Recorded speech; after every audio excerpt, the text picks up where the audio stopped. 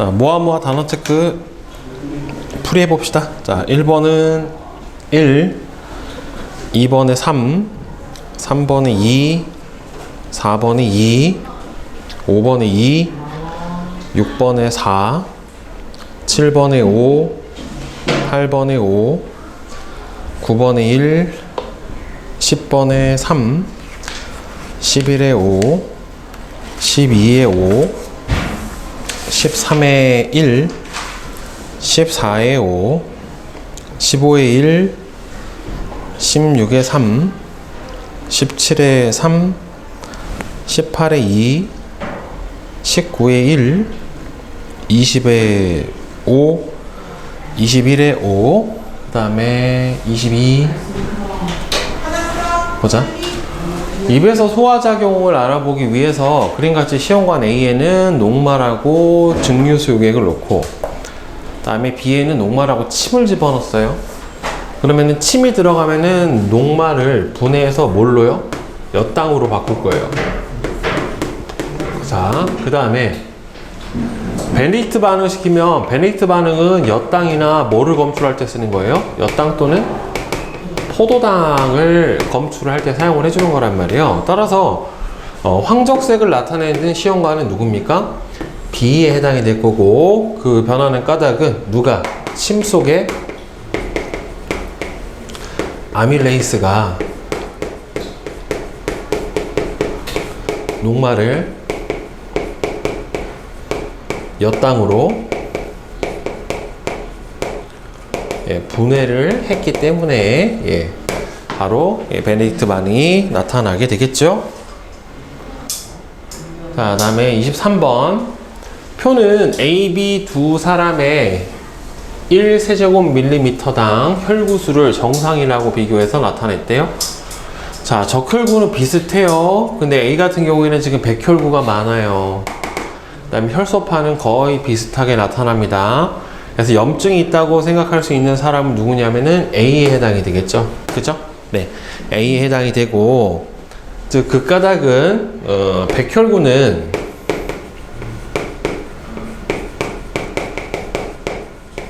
식균작용과 면역에 관계하기 때문에 결국에는 이 중에서 뭐예요? 세균에 의해 염증이 발생한 A에게 백혈구가 우수가 증가했다 라고 생각을 해볼 수가 있겠죠. 그죠? 자, 그 다음에 24번 들숨하고 날숨의 기체 성분을 비교를 했대요. 그러면 들숨일 때 들숨이 돼버리면은 공기가 어디에서 어디로 들어와야 돼요? 외부에서 폐로 들어와야 된단 말이에요. 그러니까 폐로 들어오기 위해서는 폐를 둘러싸고 있는 흉강의 압력이 들숨일 때는 어떻게 돼야 돼요? 낮아져야 돼요. 압력이 낮아지려면 부피가 어떻게 돼야 됩니까? 커져야 된단 말이죠. 그래서 위로 올라가는 갈비뼈는 위로 상승을 해야 되고 아래로 가로막이 내려가야 되고 그래서 흉곽의 부피는 어떻게 돼야 됩니까? 증가를 해야 한다라고 써주면 되겠죠. 그죠? 네. 자, 그 다음에 25번 그림은 콩팥의 일부를 나타낸 것인데 아미노산, 무기염류, 물, 요소, 단백질 중에서 A에 들어있지만 B에 들어있지 않은 물질, 즉 사구체에는 들어있지만 B, 봄원 주머니 쪽에는 없는, 결국에는 여러분들 사구체에서 봄원 주머니 쪽으로 뭐가 일어나요? 사구체에서 봄원 주머니 쪽으로 여과가 일어나게 되는데, 즉 여과될 때 걸러지지 않고, 그러니까 통과하지 못하고 걸러지는 물질은 이 중에서 뭐냐면은 바로 단백질에 해당이 됩니다. 그 이유는 왜 그래요? 입자의 크기가 크기 때문에 그렇습니다. 그렇죠? 따라서 이 중에는 단백질에 해당이 되고, 원래는 단백질도 있고 뭐도 통과가 안 돼요? 혈구도 통과가 안 돼요. 그래서 그 이유는 입자의 크기가 크기 때문에가 되겠죠. 예. 네, 이렇게 되겠습니다. 자, 질문. 질문 없어요? 자, 물질의 특성 봅시다. 5단원, 이거 6단원이구나. 6-5 물질의 특성. 자, 물질의 분류부터 봅시다. 자, 일단 물질은요, 여러분들 크게 순물질하고 혼합물로 구분이 가능합니다. 자, 순물질은 말 뜻 그대로 순수하게 한 가지 물질로만 이루어진 물질을 순물질이라고 얘기를 해요. 그래서 다른 말로 보통 순물질을 뭐라고 하냐면 호돈소 순물질이라고도 얘기를 해주거든요. 네, 호돈소 순물질이다 라고도 얘기를 해주게 되는데, 그래서 호돈소 물질도 있고 그 다음에는 화합물도 있어요. 그러니까 호돈소 물질은 바로 요거예요. 한 종류의 원소로만 이루어지는 물질을 바로 호돈소 물질, 그냥 다른 말로 원소 뭐 이렇게도 얘기를 해줍니다. 그래서 수소는 어떻게 써요? H2, 산소, O2, 금, Au, 다이아몬드, 탄소로만 되어 있죠. 이렇게 한 가지 원소로만 되어 있으면은 호돈소 물질이라고 얘기를 해요. 또는 원소라고 얘기를 해주고, 그 다음에 화합물은 두 종류 이상의 원소가 화학 결합을 해서 이루어진 물질인데, 이 화합물도 순물질에 해당이 돼요. 우리 1단원에서 했었었죠. 그쵸? 그래서 물, H2O, 이거 뭐 분자, 소금, 염화나트륨처럼 이온 결합 물질, 이산화탄소, CO2, 이것도 바로 뭐예요? 분자, 이렇게 되죠. 그래서 그러니까 원소가 서로 다른 원소가 두 종류 이상이 결합해서 만들어진 화합물도 있고, 그 다음에 한 가지 원소로만 되어 있는 호돈소 물질 또는 원소도 있는데, 둘 다 뭐에 해당이 됩니까? 순물질에 해당이 됩니다. 자, 그런데 이제 혼합물은 뭐냐면 두 종류 이상, 두 가지 이상의 순물질이 서로 섞여 있는 거를 바로 뭐라 불러준다? 혼합물이라고 불러줍니다. 자, 그런데 여기에는 균일 혼합물이 있고 다시 불균일 혼합물이 있어요. 그래서 균일 혼합물은 말 그대로 성분 물질이 고르게 섞여 있는 혼합물을 바로 균일 혼합물이라고 얘기를 해줘요. 고르게. 그러니까 어디를 취하더라도 혼합되어 있는 부위에 성분 비율이 어떻게 나타난다? 일정하게 나타나는 거를 바로 균일 혼합물이라고 얘기를 해요. 그래서 공기, 설탕물, 소금물. 그래서 균일 혼합물을 여러분들 다른 말로 뭐라고 불러주냐면은 용액이라고 해요. 용액. 근데 용액이 여러분들 액체 상태만 용액인 거 아니에요.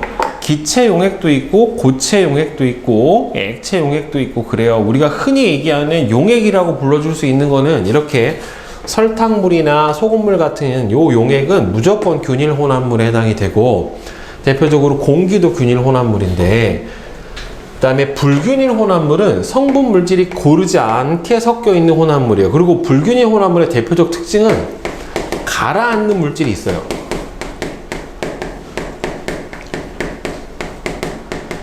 가라앉는 물질이 존재하게 되는데, 균일 혼합물 같은 경우에는 가라앉는 물질이 없어요. 균일 혼합물은 가라앉는 물질이 없어요. 근데 불균일 혼합물은 가라앉는 물질이 있어요. 그렇더라도 이거는 단순히 섞여 있는 거기 때문에 혼합물을 이루는 순물질은 본래의 성질을 그대로 지니고 섞여 있어서 순물질의 성질 그대로를 가지고 있습니다. 그리고 혼합되어 있는 비율에 따라서 그 혼합물의 성질이 또 다르게 나타나기도 한다라고 하는 겁니다. 그러니까 원래 본래 성질은 바뀌지 않아요. 혼합물은 순물질 그대로의 성질을 가지고 있습니다. 자, 그래서 이제 이렇게 순물질하고 혼합물, 이 물질 중에 존재를 하고, 그럼 이 물질을 구분할 수 있는 여러 가지 특성에 대해서 배우게 될 텐데, 물질의 여러 가지 성질 중에 그 물질만이 나타나는 고유한 성질을 바로 뭐라고 불러준다? 물질의 특성이라고 불러주게 됩니다. 자, 그래서 보면은 대표적으로 겉보기 성질, 끓는 점, 녹는 점, 어는 점, 밀도, 용해도, 이런 것들이 바로 그 물질을 구분할 수 있는, 그래서 그 물질만 나타내는 고유한 성질이라서 이 얘네들 갖다가 물질을 구별할 수 있게 돼요.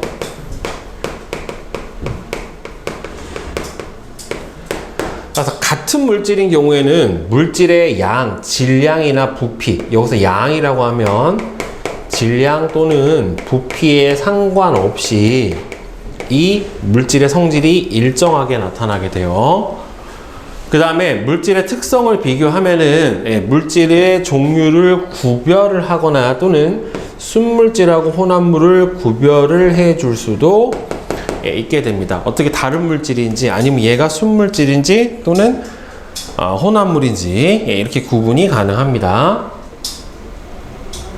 자, 그래서 순물질과 혼합물의 특징에 대해서 살펴보면은 순물질은 방금 앞에서 설명을 했던 물질의 특성이 어때요? 일정해요. 그래서 끓는 점, 어는 점, 녹는 점이 거의 일정하지만 혼합물은 일정하지가 않아요. 왜 그러냐면 혼합물은 순물질이 두 종류 이상 섞여버리기 때문에 하나의 성질이 아니라 두 개의 성질이 섞여 있는 성질이 나온단 말이에요. 그러니까 일정하게 나타나지 않아요. 그래서 이 대표적으로 끓는 점, 어는 점, 녹는 점을 측정을 해주면 순물질과 혼합물을 구별할 수가 있게 됩니다. 그러니까 끓는 점이라고 하는 거는 여러분들 액체가 기체 상태로 변하는 점, 그 다음에는 어는 점은 뭐가 뭘로 변하는 거예요? 액체가 고체로 변하는 온도. 그 다음에는 녹는 점은 고체가 액체로 변하는 온도죠. 그래서 어는 점하고 녹는 점이 기본적으로 같은 물질이면 같은 거예요. 물은 어는 점이 몇 도? 0도. 녹는 점도 몇 도? 0도예요. 같아요. 물 같은 경우는 끓는 점이 100도란 말이죠. 그러니까 물하고 소금물, 물은 순물질이고 소금물 같은 경우는 혼합물이란 말이에요. 그래서 두 개를 가열을 해줘 보면 물은 온도가 상승을 하다가 100도씨가 되면 더 이상 올라가지가 않고 어떻게 돼요? 일정해져요. 그런데 소금물은 소금하고 물하고 섞여 있기 때문에 일단은 순수한 물보다는 끓는 온도가 어떻게 됩니까? 더 높아요. 그리고 그 다음에 끓기 시작하면서부터 끓는 온도가 어떻게 됩니까? 계속해서 상승하는 효과가 나타나게 돼요. 자, 이게 왜 그러냐면 여러분들 끓는 점, 어는 점, 녹는 점 같은 경우가 바로 뭐냐면은 이거를 상태 변화 온도라고 얘기를 해주는데 상태 변화 온도라고 얘기를 해주는데 이 상태 변화 온도는 여러분들 상태 변화 온도는 물질을 구성하는 입자들의 인력에 의해서 결정이 돼요. 물질을 구성하는 입자들의 인력, 잡아당기는 힘이 세면 셀수록 뭐가 높아지냐면은 끓는 점, 녹는 점은 높아져요. 그리고 어는 점은 낮아져 버리게 됩니다. 자, 그러면 물질을 구성하는 입자들의 인력에 의해서 이 인력이 강할수록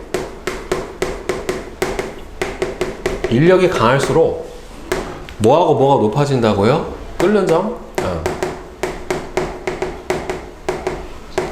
끓는 점과 녹는 점이 녹는 점하고 어는 점은 같으니까 올라가요. 자, 그래서 봅시다. 이 물은 순수하게 물밖에 없기 때문에 물 분자 사이의 인력밖에는 작용을 안 해요. 그런데 소금물은 여기 이렇게 물 분자도 있고 물 분자 사이사이에 뭐가 들어가 있어요? 이렇게 소금 입자들이 있다는 말이에요. 그러면은 물 분자 간 인력만 있는 게 아니라 물과 소금 사이의 인력도 같이 존재해요. 그러니까 인력이 어떻게 돼요? 더 커져요. 그러니까 더 많은 에너지를 줘야지 어떻게 돼요? 인력을 끊고 물이 기체가 될 수가 있는 거란 말이에요. 그리고 여기서 끓기 시작을 하면은 소금이 끓는 게 아니라 여기서 뭐가 끓어나오는 겁니까? 물만 끓어나오게 돼요. 그럼 물만 끓어나오게 되면은 저 소금물 안에 있는 물의 양이 어떻게 돼요? 줄죠. 그럼 소금물 안에 들어있는 물의 양이 줄어버리면은 소금물의 농도가 진해져요. 그죠? 즉 끓는 동안 물이 기화해서 소금물의 농도가 진해지면 소금하고 물 간 인력이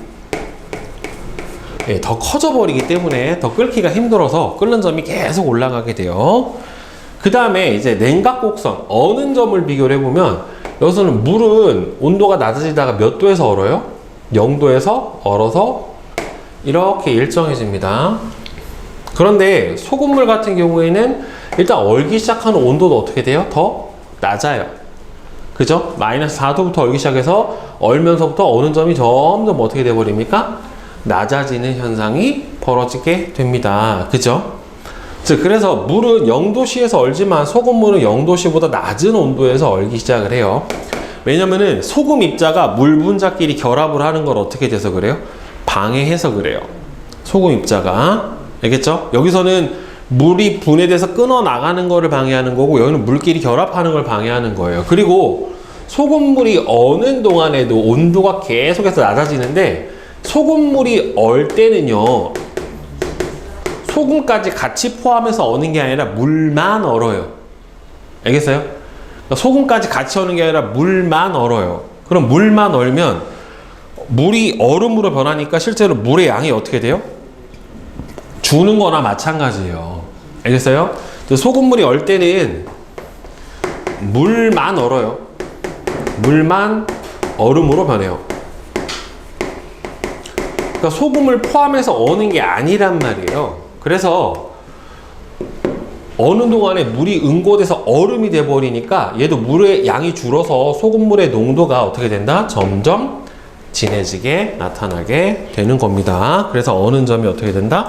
점점 낮아져요. 일정하게 나타나는 게 아니라 여기서 아주 간단하게 비교를 해보면은 순물질은 상태 변화 온도가 어떻게 나타납니까? 이렇게 일정하게 나타납니다. 근데 혼합물은 상태 변화 온도가 어떻게 돼? 일정하지 않고 이렇게 일정하게 증가라던가 내려가는 형태로 온도 변화가 나타나게 된다라고 하는 겁니다. 알겠죠? 자, 그 다음에 이렇게 혼합물의 특성을 이용하는 얘가 바로 여러분들 염화칼슘이에요. 여러분 염화칼슘 같은 경우에는 여러분들 어디서 봤어요? 보통 눈 오는 날, 그죠?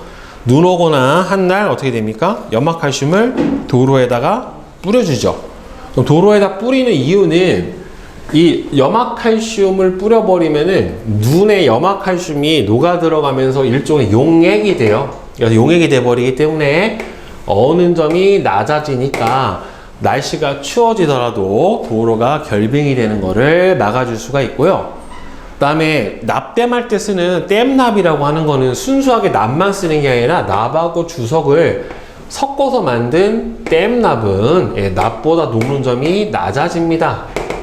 그래서 회로를 연결을 할 때 땜납을 납땜을 쉽게 할 수 있게 해주게 돼요. 그래서 이 땜납은요 여러분들 고체 용액이에요. 고체 용액.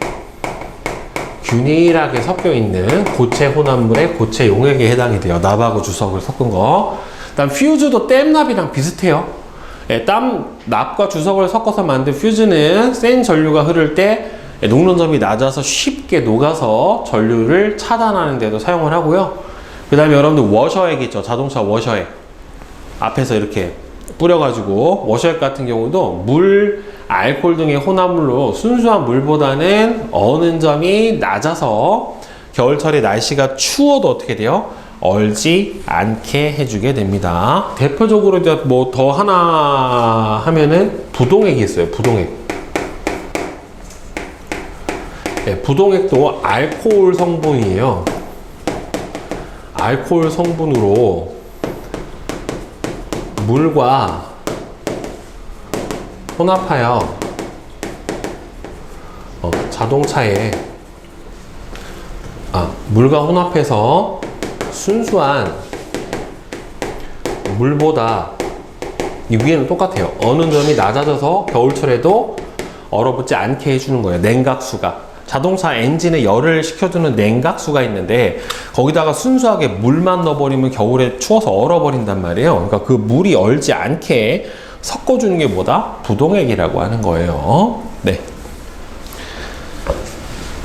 자, 그 다음에 뒤에 끓는 점, 녹는 점, 어는 점 봅시다. 자, 끓는 점은 같은 끓는 점은 뭐가 뭘로 변하는 온도예요? 액체가 기체로 변하는 온도입니다. 따라서 같은 물질에서는 질량이나 부피에 관계없이 일정하고요. 물질의 종류에 따라 각각 다른 값을 가지기 때문에 물질을 구별할 수 있는 물질의 특성이 될 수 있는 게 바로 끓는 점에 해당이 됩니다. 근데 끓는 점 같은 경우에는 영향을 주는 게 물질 외부 압력에 의한 영향을 받아요. 여기도 나와 있지만 외부 압력에 따라 달라집니다. 자, 그래서 같은 물이면 10ml건 20ml건 끓는 온도는 어떻게 돼요? 같아요. 대신에 양이 많으면 더 오랫동안 가열을 해줘야 되기 때문에 끓는 점에 도달하는 시간이 더 오래 걸릴 뿐이지 같은 열로 가열을 했었을 때 끓는 점의 온도가 변하진 않습니다. 알겠죠? 자, 그런데 물질의 종류가 달라버리면 물하고 에탄올은 물은 100도씨에서 끓지만 에탄올은 78도씨에서 끓는단 말이에요. 따라서 물질의 종류에 따라서 끓는 점은 각각 달라요. 왜 그러냐면은 이게 입자 사이에 작용하는 힘, 인력이 입자마다, 물질마다 다르고 이 작용하는 잡아당기는 힘이 크면 클수록 어떻게 돼요? 끓는 점이 높아서 그래요. 물질마다 입자 사이에 작용하는 인력의 크기가 어떻다? 서로 달라요. 그래서 끓는 점 온도 자체가 어떻게 나타난다? 다 다르게 나타나게 되는 겁니다. 자, 그러면 이 끓는 점은 물질의 종류에 따라서도 달라지지만은 같은 물질이라고 하더라도 외부 압력이 어떻게 되느냐에 따라서 끓는 점이 달라져요. 그래서 끓는 점을 표시를 할 때는 주위 압력도 같이 표시를 해줘야 돼요. 보통은 우리가 살고 있는 여기 지표를 기준으로 해서 끓는 점을 나타내 주기 때문에 이 지표가 몇 기압이냐면 1기압이에요. 1기압. 그래서 1기압을 기준으로 보통 나타나는데 외부 압력이 높아져 버리면 끓는 점도 어떻게 돼요? 높아져요. 왜냐하면 얘가 끓어서 나와야 되는데 밖에서 대기압이 세게 누르고 있으면, 외부 압력이 누르고 있으면 얘가 잘 어떻게 돼요? 기체 상태로 변해서 밖으로 나오질 못해요. 그래서 외부 압력이 높아지면 끓는 점도 같이 높아져서 압력솥으로 밥을 하면 밥이 어떻게 됩니까? 빨리 됩니다. 압력솥으로 밥을 하면 밥이 빨리 되고 더 잘 익어요. 왜 그러냐면은 물은 100도씨에서 끓지만 압력솥에서 밥을 하면 100도씨보다 높은 온도에서 끓는단 말이에요. 즉 압력솥 안에 압력이 높아서 물의 끓는 점이 높아지기 때문에 더 음식이 빨리도 익고 잘 익게 되고요. 외부 압력이 낮아져 버리면 끓는 점도 낮아져요. 그래서 높은 산에서 밥을 하면은 쌀이 설익어요. 보통 100도씨인데 높은 산으로 가면 막 해발 한 2000m 이상 올라가면 한 70도, 80도에서 끓어요. 그러니까 물은 끓고 있는데 100도가 안 되는 겁니다. 그래서 높은 산에는 압력이 낮기 때문에 물의 끓는 점도 낮아져서 100도씨 이하에서 물이 끓어서 밥이 어떻게 돼요? 설 익어버리게 되는 결과가 벌어지게 됩니다. 알겠죠? 자, 그래서 압력에 따라서 끓는 점은 달라지게 되는데 보통 그래서 끓는 점은 어떻게 된다? 끓는 점은 외부 압력에 어떻게 된다? 비례해서 높아지게 된다라고 하는 겁니다. 알겠죠? 외부 압력이 높아지면 끓는 점도 높아지고 외부 압력이 낮아지면 어떻게 됩니까? 끓는 점도 낮아져 버리는 현상이 벌어지게 됩니다. 자, 그 다음에 이제 녹는 점하고 어는 점 봅시다. 녹는 점하고 어는 점은 같은 온도예요. 같은 물질에서는 양에 관계없이 끓는 점하고 똑같이 녹는 점, 어는 점이 일정하고요. 물질의 종류에 따라 어떻게 나타나요? 다르게 나타나기 때문에 이 어는 점이나 녹는 점도 물질을 구별할 수 있는 물질의 특성이 될 수도 있어요. 따라서 양이 많아진다고 해서 어떻게 돼요? 녹는 점이 더 높아지지는 않습니다. 알겠죠? 자, 양이 많아진다고 해서 녹는 점이 높아지진 않아요. 녹는 점에 도달하는 데 걸리는 시간이 오래 걸리는 거고, 물질의 종류가 아예 달라버리면은 얼음 같은 경우에는 0도씨에서 녹지만 8m상 같은 경우는 62.7도씨에서 녹잖아요. 이것도 마찬가지로 입자 사이에 작용하는 인력이 어떻기 때문에 그래요? 서로 다르기 때문에 이렇게 나타나게 되는 현상입니다. 알겠죠? 그리고 보시면 이 가열곡선에서, 고체 가열곡선에서 보면은 고체를 가열하고 냉각하다 보면은 온도가 일정해져요. 그 다음에 다시 올라갔다가 다시 냉각, 다시 일정해지고 다시 내려가고. 자, 이런 식으로 나타나게 되는데, 자, 보면 이게 고체 가열곡선이거든요. 이게 고체 가열곡선에 해당이 되는데, 자, 일단은 고체 물질을, 여기가 온도예요. 여기가 시간이고, 자, 고체 물질을 가열을 해보면 맨 처음에 고체가 온도가 점점 올라가다가 온도가 일정해지는 구간이 나타나요. 그럼 여기가 무슨 온도가 되는 거예요? 바로 물질의 녹는 점에 해당이 돼요. 근데 녹는 점에 딱 도달하면 물질이 한꺼번에 확 하고 액체로 다 녹아버려요? 아니죠. 얼음이 녹을 때 보면은 얼음이 조금씩 녹아가면서 물하고 얼음하고 어떻게 돼요? 같이 존재하잖아요. 그죠? 따라서 이렇게 녹는 점 구간에서 보면은 뭐하고 뭐가 같이 존재합니까? 고체하고 액체가 같이 존재하는 구간이, 상태 변화 구간에서는 두 개의 물질의 상태가 공존을 해요. 그 다음부터 완전히 다 녹으면 온도가 어떻게 돼요? 올라가기 시작을 해요. 그럼 여기서를 뭐라고 봐야 돼요? 다 녹은 액체.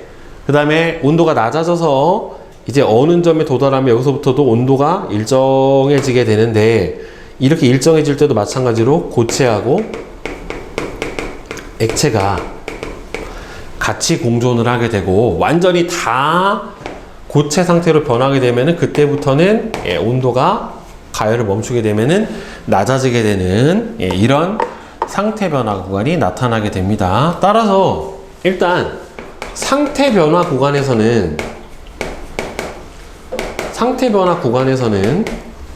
온도의 변화가 없이 일정하고요. 상태 변화 구간에서는 온도의 변화가 없이 일정하고요. 그 다음에 상태 변화 구간에서는 두 가지 물질의 상태가 공존해요. 그러니까 이렇게 녹는 점 구간에서는 뭐하고 뭐가 공존해요? 고체하고 액체가 공존을 해요. 근데 만약에 얘를 쭉 더 가열을 해가지고 끓여서 기체까지 만들었다라고 하면은, 이렇게 끓는 점 구간에서는 뭐하고 뭐가 공존하겠어요? 액체하고 기체가 같이 공존을 해주게 됩니다. 상태 변화 구간에서는 일단은 상태 변화 구간에서는 온도의 변화가 없이 일정하고요. 그 다음에 상태 변화 구간에서는 두 가지 물질의 상태가 공존합니다. 녹는 점 구간에서는 고체하고 액체가 공존을 하게 되고, 그 다음에는 끓는 점 구간에서는 액체하고 기체 상태가 같이 존재를 하게 됩니다. 그러면은 왜 계속해서 가열을 하고 있는데도 불구하고 상태 변화 구간에서 온도가 일정하냐면, 왜 상태 변화 구간에서 이렇게 온도 변화 없이 일정하냐면, 공급해준 열이 모두 입자 간 인력을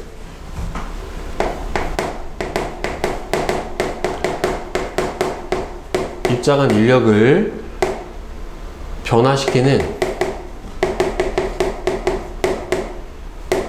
상태 상태 변화에 사용되기 때문에 그래요.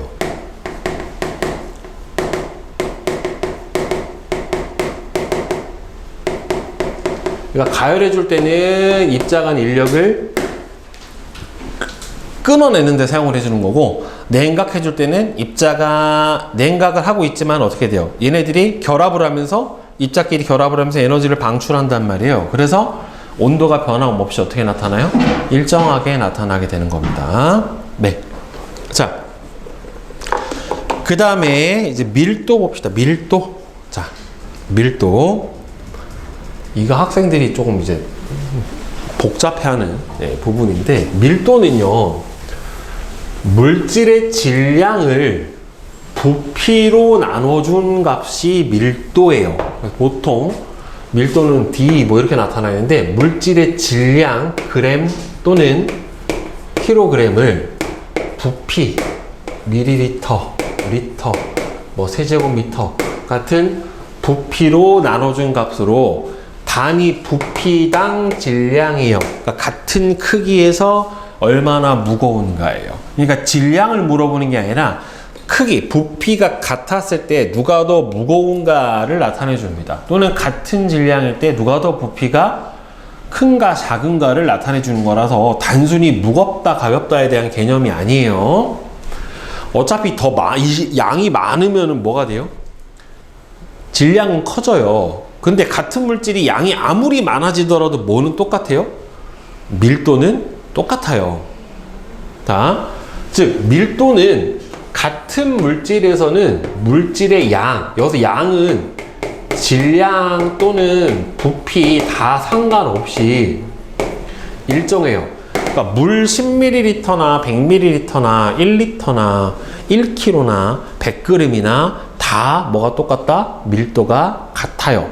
양이 얼마건 간에. 왜 그러냐면은 단위 부피당 질량이라서 얼마가 있던 간에 물질의 양에 관계없이 일정하고요. 물질의 종류에 따라 다 다른 값을 가지기 때문에 물질을 구별할 수 있는 물질의 뭐가 될 수 있다? 특성이 될 수가 있습니다. 그리고 여러분들 같은 질량이었을 때, 보통 같은 질량이었을 때 일반적으로 기체, 액체, 고체 상태가 되면은 기체, 액체, 고체에서는 누가 부피가 제일 커요? 기체가 제일 커요. 그 다음에 액체가 고체보다 조금 더 커요. 이게 일반적으로는 이래요. 부피가. 그런데 예외적으로 물은 예외예요. 수증기가 같은 질량이었을 때 가장 부피가 큰 거는 맞아요. 근데 누가 더 커요? 얼음이 물보다 커요. 물만 예외야. 물을 뺀 나머지는 기체 상태가 제일 크고, 그 다음이 액체고, 그 다음이 고체가 돼요. 같은 질량이었을 때 부피가. 근데 물만 예외적으로 누가 제일 커요? 수증기가 제일 크고, 그 다음이 얼음이 크고, 그 다음에는 물이 커요. 그래서 얼음이 물 위에 뜨는 거예요. 그래서 결국에는. 네. 자, 그래서 기체의 밀도는 고체나 액체에 비해서 매우 작다. 그 이유는 기체가 액체에서 상태 변화할 때 부피가 어떻게 되기 때문에 매우 크게 증가하기 때문에 그렇습니다. 그래서 밀도가 큰 물질은 밀도가 작은 물질 아래로 가라앉고요. 밀도가 작은 물질은 큰 물질 위로 어떻게 됩니까? 떠버립니다. 알겠죠? 밀도가 큰 물질은 작은 물질 아래로 가라앉고, 밀도가 작은 물질은 밀도가 큰 물질 위로 떠요. 그래서 여러분들 뭐 콩이나 벽시 같은 거 보면은 쭉정이는 위로 뜨고, 알찬 벽시나 콩은 아래로 가라앉고, 그죠? 그 다음에 여러분들 축구공 같은 건 어떻게 돼요? 물에 띄우면 뜨죠? 공은 뜨잖아요. 근데 쇠구슬 같은 경우는 어떻게 돼요? 가라앉죠? 그죠? 그거는 이제 밀도 때문에 그런 거예요. 그래서 혼합물의 밀도는, 혼합물은 성분 물질이 섞여 있는 이 비율이 얼마냐에 따라서 밀도가 어떻게 돼요? 서로 달라지게 됩니다. 이 대표적으로 여러분 콜라 있죠? 콜라 캔. 그냥 일반 콜라 있죠? 빨간 콜라. 설탕 들어있는 거. 이거 물에 넣으면은 어떻게 되냐면 물에 가라앉아요. 근데 제로 콜라는 떠요. 제로 콜라는 캔이 물에 떠요. 설탕이 있고 없고의 차이예요. 같은 부피라도 그러니까 누가 더 밀도가 큰 거야? 설탕 들어있는 일반 콜라가 밀도가 큰 거예요. 제로 콜라는 설탕이 없어서 어떻게 되면 물 위에 떠요. 콜라 캔이. 한번 집에서 일반 콜라, 빨간 콜라랑 제로 콜라랑 두고 욕조에다 담가봐요. 빨간 콜라는 가라앉는데 제로 콜라는 떠요. 네. 그 참고로 여러분 골프공은 가라앉거든요. 골프공? 아니, 볼링공은 떠요. 네? 볼링공 물에 뜬다고요. 왜요? 네, 볼링공 중에서 좀 가벼운 공은 떠요. 왜 그러냐면 얘가 밀도가 작아서. 이 밀도 때문이에요. 많이 비어있어요. 네, 속이 좀 가벼운 물질로 돼 있으니까 뜨는 거예요. 그게. 그래서 달걀을 물에 넣으면 달걀이 가라앉지만 물에 소금을 조금씩 넣어서 소금물을 만들어 버리면 소금물의 밀도가 물보다 커지니까 어떻게 돼요? 달걀이 점차 위로 떠오르게 되는 겁니다. 오케이? 자, 그러면 여러분들 거기 59, 61,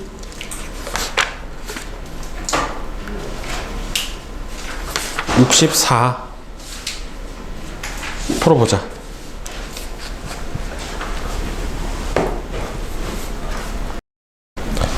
자, 바로 개념 체크 한번 맞춰봅시다. 자, 1번은 뭐예요? 순물질, 그죠? 다음에 1번도 순물질, 다음에는 혼합물, 네, 이렇게 되겠죠? 다음 2번, 자, 물은 뭐예요? 순물질. 네, 우유는 여러분들 불균일 혼합물에 해당이 됩니다. 설탕물은 균일 혼합물, 에탄올 순물질, 공기 균일 혼합물, 소금은 순물질, 구리 순물질, 흙탕물 불균일 혼합물, 암석 불균일 혼합물, 식초 용액 균일 혼합물. 네, 이렇게 됩니다. 여러분 바닷물은 균일 혼합물, 불균일 혼합물? 균일. 네, 균일 혼합물, 소금물에 해당이 되니까. 용액은 다 균일 혼합물이에요. 그 다음에 3번. 자, 물질의 특성. 물질의 양이 이번에도 달라지지 않는 거는 여러분들 밀도, 끓는 점, 용해도. 네, 이게 물질의 특성에 해당이 됩니다. 그 다음에 4번은 순물질은 가열곡선에서 수평 구간이 나타나지 않는다. 아니죠. 소금물은 100도에서 끓기 시작하는 게 아니죠. 100도보다 더 높은 온도에서 끓기 시작을 하죠. 그죠? 그 다음에 3번은 맞죠? 그 다음에 5번. 자, 물과 소금물의 가열곡선이래요. 물은 뭐예요? 네, 수평 구간이 나타나야 되니까 A가 물이고 B가 소금물이죠. 네. 그 다음 6번. 자, 6번은 OX, OOX입니다. OX, OOX예요. 그 다음에 7번. 같은 물질인 건 여러분들 여기서 뭐가 똑같아야 돼? 끓는 점이 똑같은 B하고 C가 같은 물질에 해당이 되는 거죠. 끓는 점이 가장 높은 거는 A죠. 그 다음에 가장 먼저 끓기 시작하는 건 여기서 누구예요? B죠. B하고 C는 같은 물질인데 양이 누가 더 많은 거예요? C가 더 많은 겁니다. 그죠? 그 다음 8번. 화장품이나 플라스틱을 만들 때 사용하는 8미터산의 녹는 점 62.7도시다. 8미터산의 어는 점 얼마요? 똑같아요. 녹는 점하고 어는 점 같은 온도입니다. 62.7도씨예요. 그 다음에 9번. 자, 여러분들 밀도는 부피분의 질량으로 구해주면 돼요. 그래서 30분에 얼마가 돼요? 60 얼마가 됩니까? 2g per ml. 네, 이렇게 써주면 됩니다. 그 다음에 10번. 몇 가지 액체에 A부터 C와 고체 D부터 F를 비커에 넣었대요. 밀도가 제일 큰 거 뭐예요? 액체 C가 1번, 그 다음에는 고체 F 2번, 액체 B가 3번, 고체 E가 4번, 그 다음에 액체 A가 5번, 고체 D가 6번이에요. 순서대로. 따라서 밀도가 제일 큰 거 누구예요? 액체 1. 밀도가 제일 작은 거 누구예요? 고체 D. 이렇게 되면 되겠죠. 그죠? 네. 오케이.